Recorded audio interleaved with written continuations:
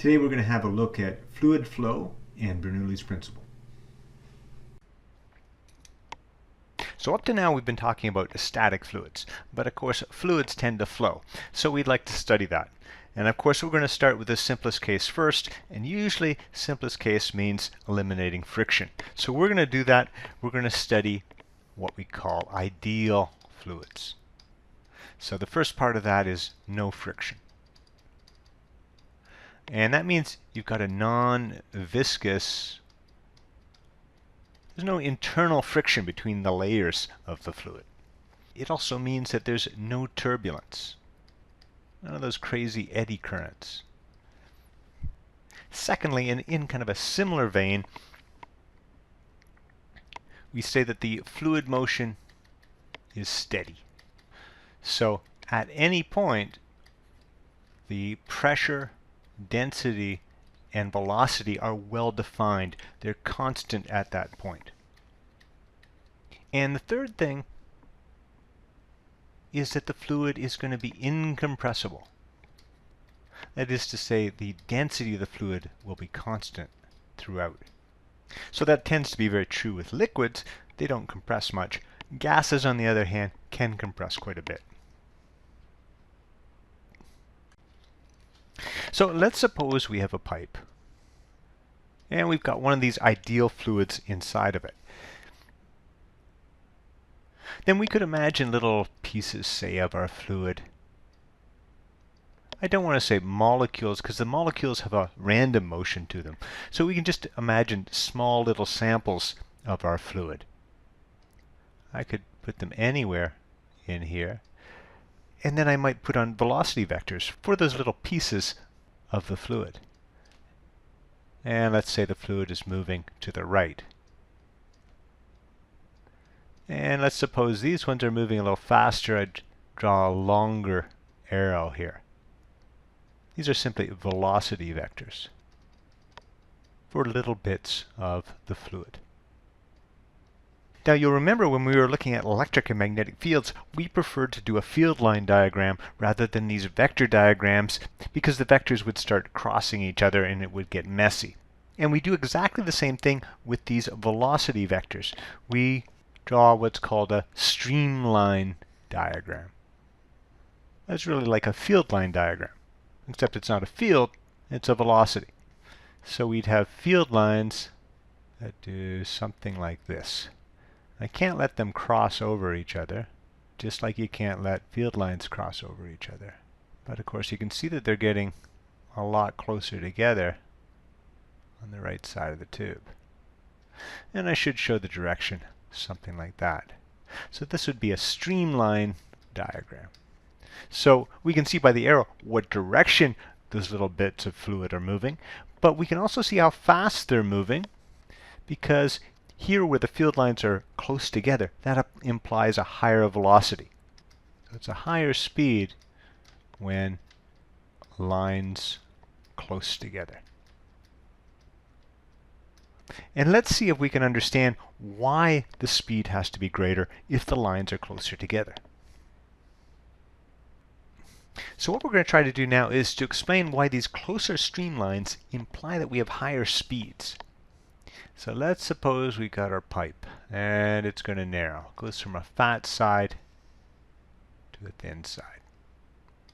And let's suppose in a given amount of time, the water that was here flows to here. So this volume of water flowed through in a given amount of time. Now I'm going to try to depict exactly the same amount of volume over on this side. So I'd like this volume to be the same as this volume here.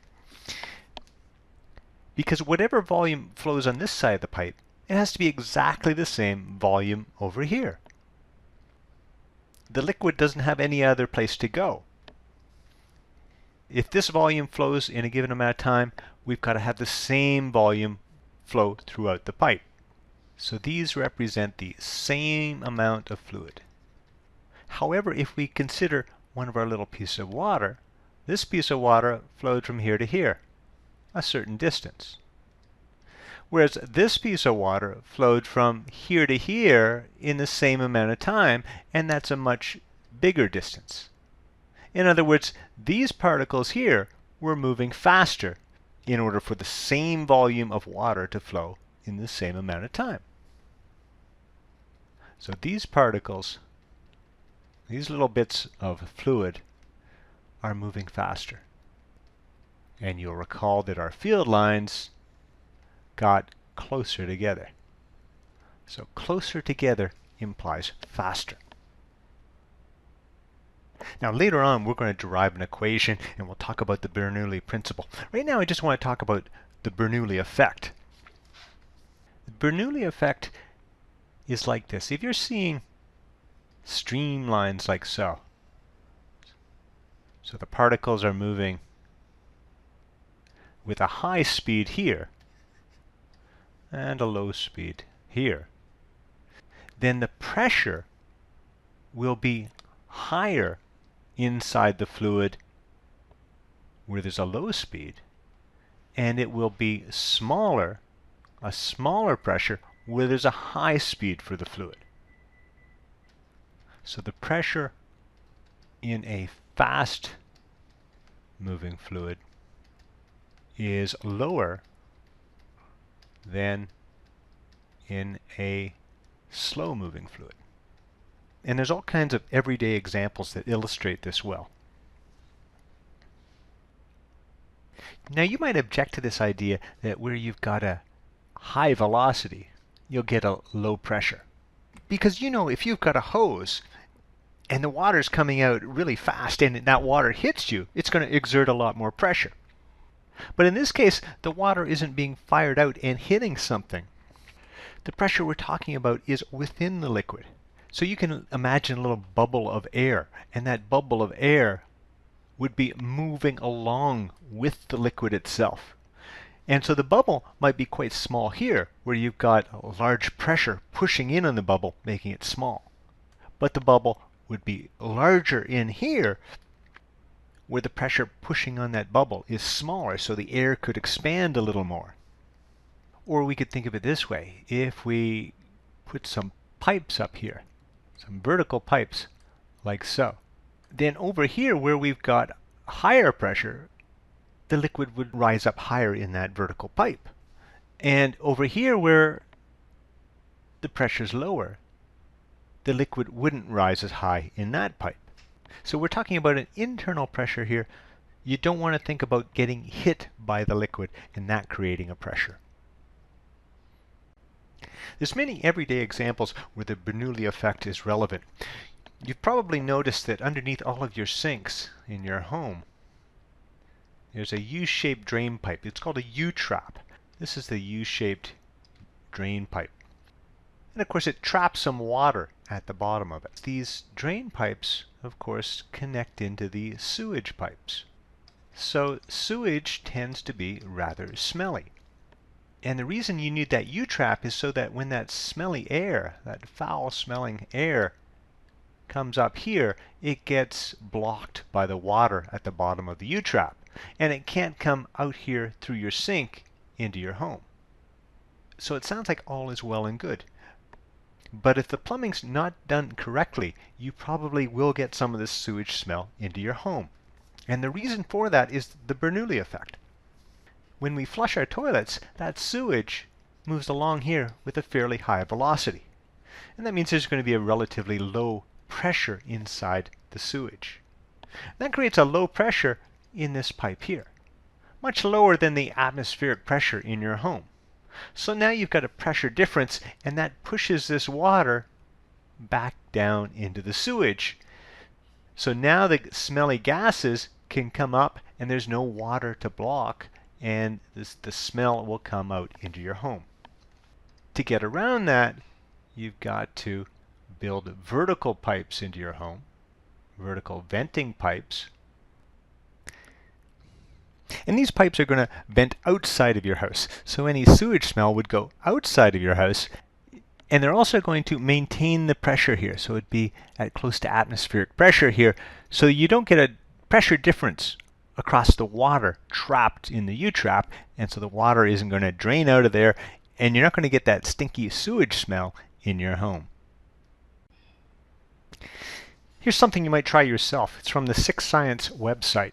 And the way it works is you've got this ping pong ball, and of course the streamlines coming from that jet from the straw would be very close together on the sides of the ball.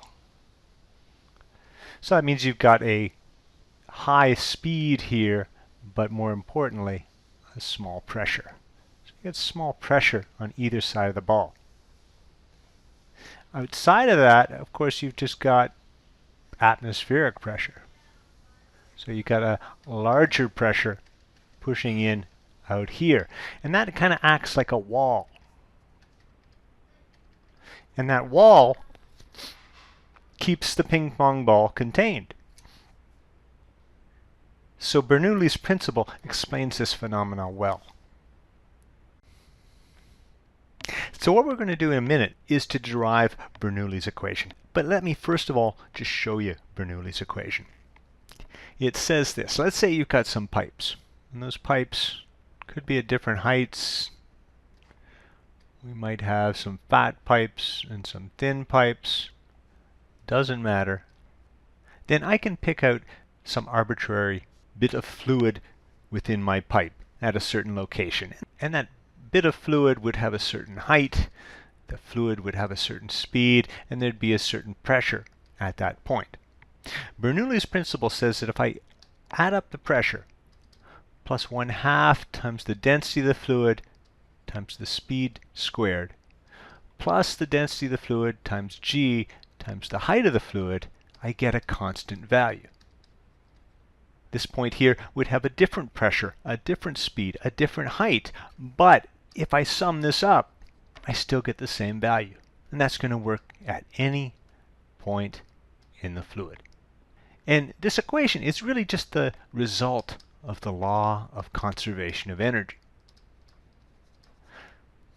So if we're going to deal with energy, we want to talk about work. So the first part in our derivation is to just look at the work done on a fluid. Consider a pipe here with an ideal fluid, and we're going to have, say, a pressure P1 pushing on one end and a pressure P2 pushing from the other end. And over a time t, we'll say that a particle here moves through a distance d1. So these particles here will move to here. And of course, when we push on the particles here, the particles over here move as well. And let's say that a particle that was here moves to here a distance d2.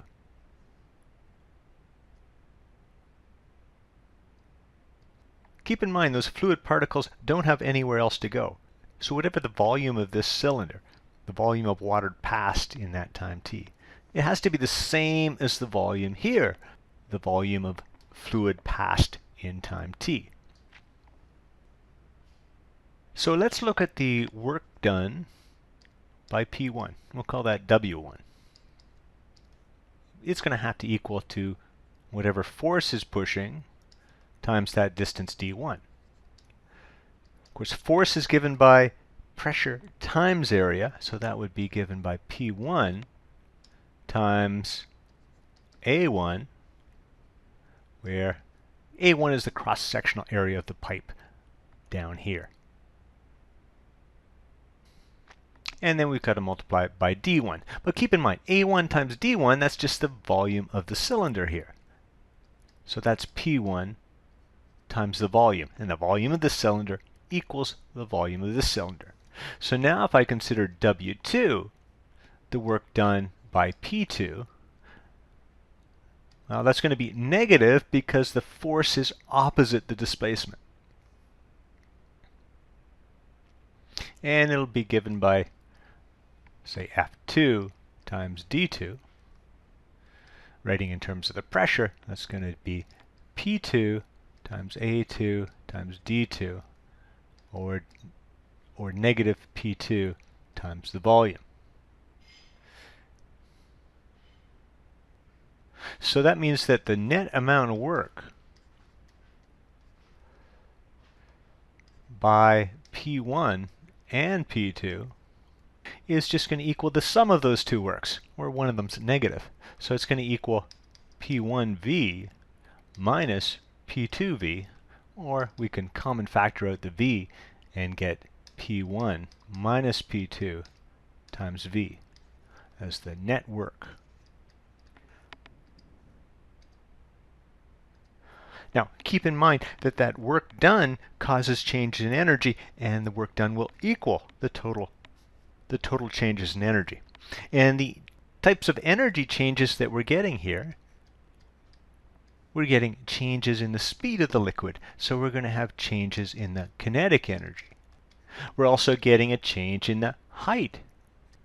In this case here, a mass of the liquid is being raised to a greater height. So there's a change in that gravitational potential energy.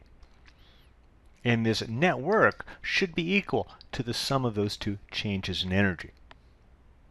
So we just finished saying that that net work has to equal P1 minus P2 times the volume. And that's got to equal the sum of the change in kinetic energy plus the change in potential energy, gravitational potential energy.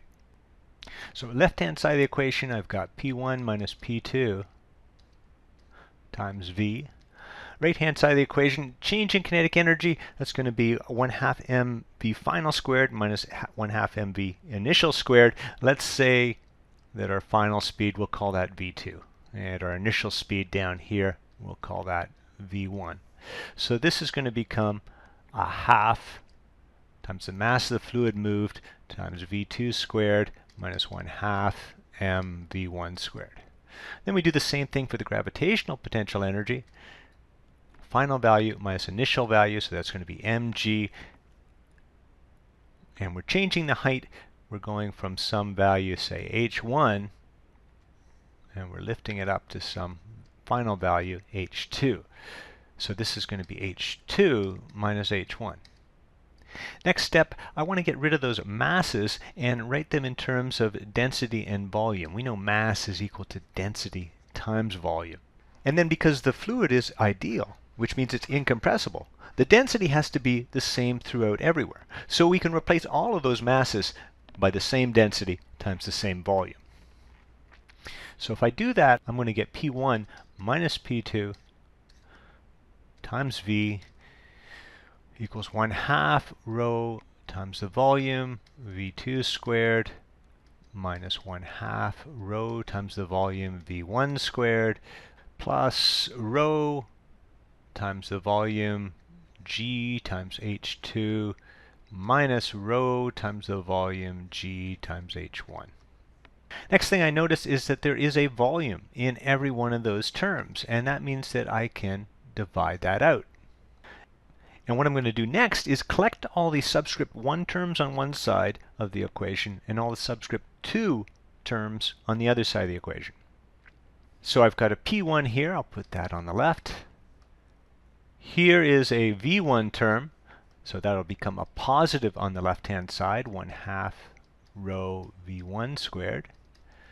And here's another H1 term, so that's also going to be a plus on this side of the equation, so that's going to be rho GH1.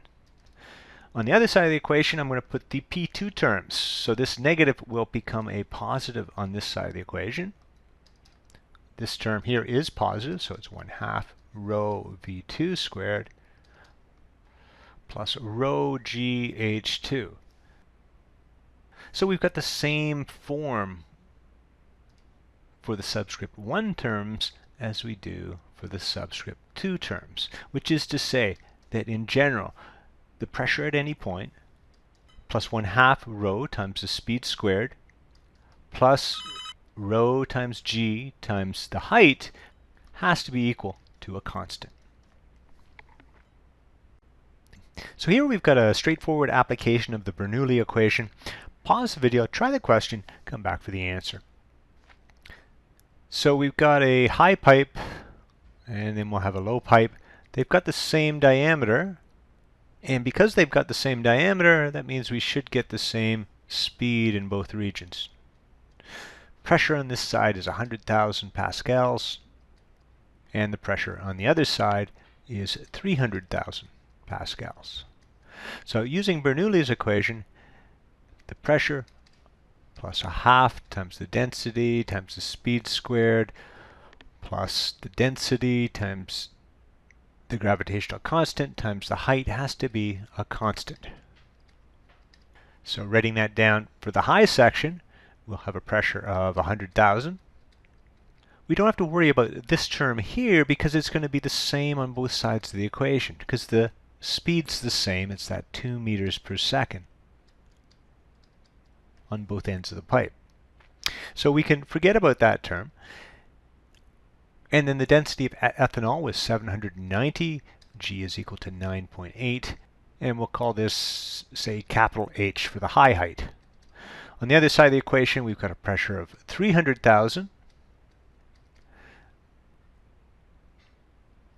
The kinetic energy term has cancelled out with the kinetic energy term on the other side because the velocity is the same. And then we've got that density of 790. G is 9.8, and we'll call this little h for the height of the lower end of the pipe. Subtracting 100,000 from both sides will give me 200,000. And subtracting this term from both sides will give me 790 times 9.8 times big H minus little h. So that big H minus little h, and that's really what we're after. We're after this difference in height here. That's going to equal 200,000 divided by 790 times 9.8. Work that out, and you should get a height difference there of about 26 meters. It's very common to explain the lift on an airplane using Bernoulli's principle. So you can see with the airplane wing that it's got more curvature along the top side. It's relatively flat along the bottom side. So the air is moving a longer distance along the top side than it is along the bottom side. And typically an assumption is made here called equal transit times. And it simply says that the time it takes for air particles here to get to here is the same amount of time as air particles that were here to get to here. So because this is a greater distance and the time's the same, that means that you've got a higher velocity of particles over top of the plane because you've got a big distance over that transit time compared to down here where you've got a smaller distance divided by the transit time. And so as you can see, the streamlines are closer together, implying a higher velocity. And of course, where you have a higher velocity, you end up with a lower pressure. Where you have a lower velocity, you end up with a higher pressure. And so we're going to have a net upwards pressure that lifts up the airplane wing. But you've probably heard about planes flying upside down and doing all sorts of stunts. If we could explain the lift on a plane entirely with Bernoulli's principle, then planes couldn't fly upside down. And in fact, if you do the calculations, planes would have to travel far, far faster than they really do in order to have enough lift to fly. As it turns out, as verified in wind tunnels, the air along the top of the wing reaches the back of the wing before the air along the bottom. So the transit time along the top is less than the transit time along the bottom. And that produces more lift, but doesn't give us a nice simple explanation with Bernoulli's principle. We get a more accurate picture of airplane lift if we think in terms of Newton's third law, action-reaction. Due to viscous forces, the air tends to follow the contour of the wing along the top. And what that means here is that air is being brought down.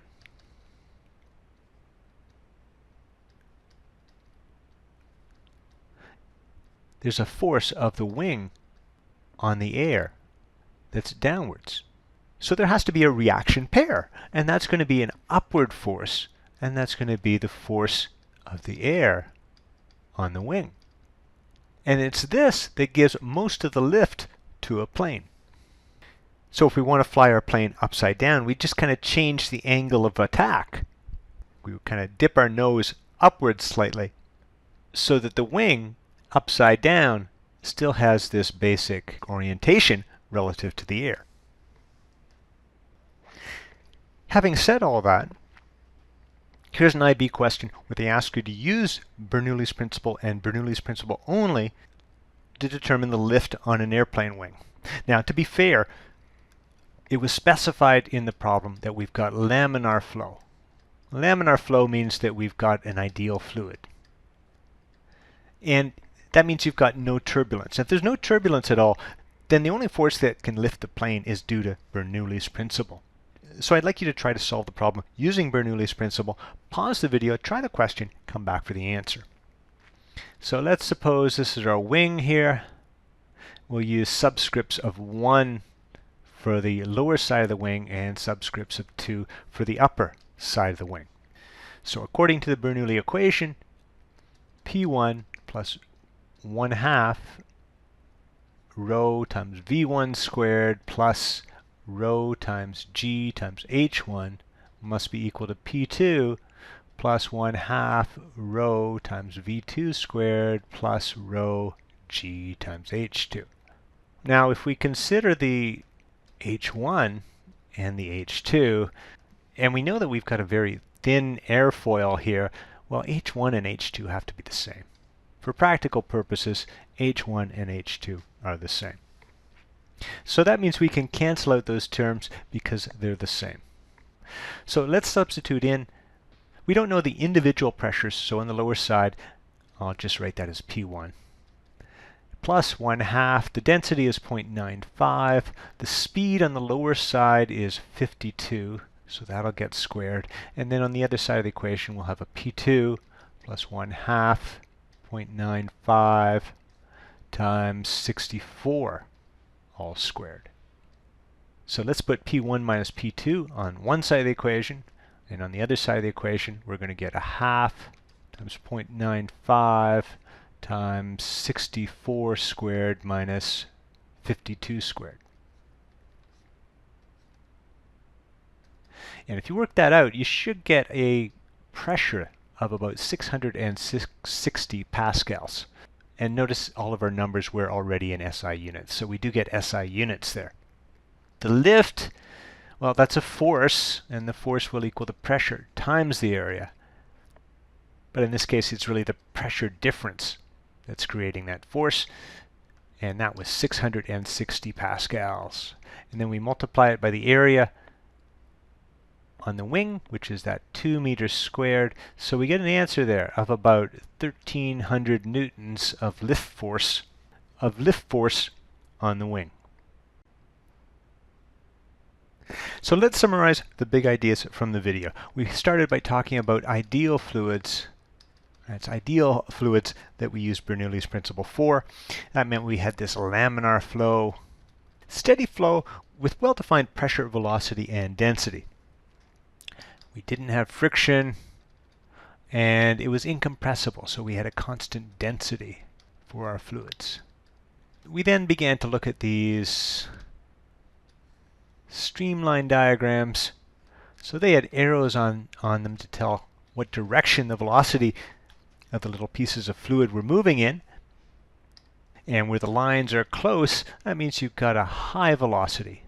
Where the lines are farther apart, you've got a low velocity. And then from the Bernoulli effect, where we have a high velocity, we end up with a low pressure. But where we've got a low velocity, we end up with a large pressure. And we could use that to explain all kinds of phenomena, such as, say, an umbrella. You probably noticed that in a big wind, an umbrella will flip upwards. That's because the streamlines across the top surface get close together, and not so much on the bottom surface. Here you've got a large velocity and a low pressure. down below the umbrella, you end up with a low velocity, but a high pressure. So the net pressure is upwards. So when a strong wind blows, the umbrella doesn't collapse. It kind of flips open awkwardly, and it kind of turns itself inside out. And then finally, we began to use Bernoulli's principle, and we said that at any point within a fluid, the sum of the pressure plus a kinetic energy term, which was 1/2 times the density of the fluid times the speed of the fluid squared, plus a gravitational potential energy term, which was the density of the fluid times the gravitational constant times the height of the fluid, that would always be constant.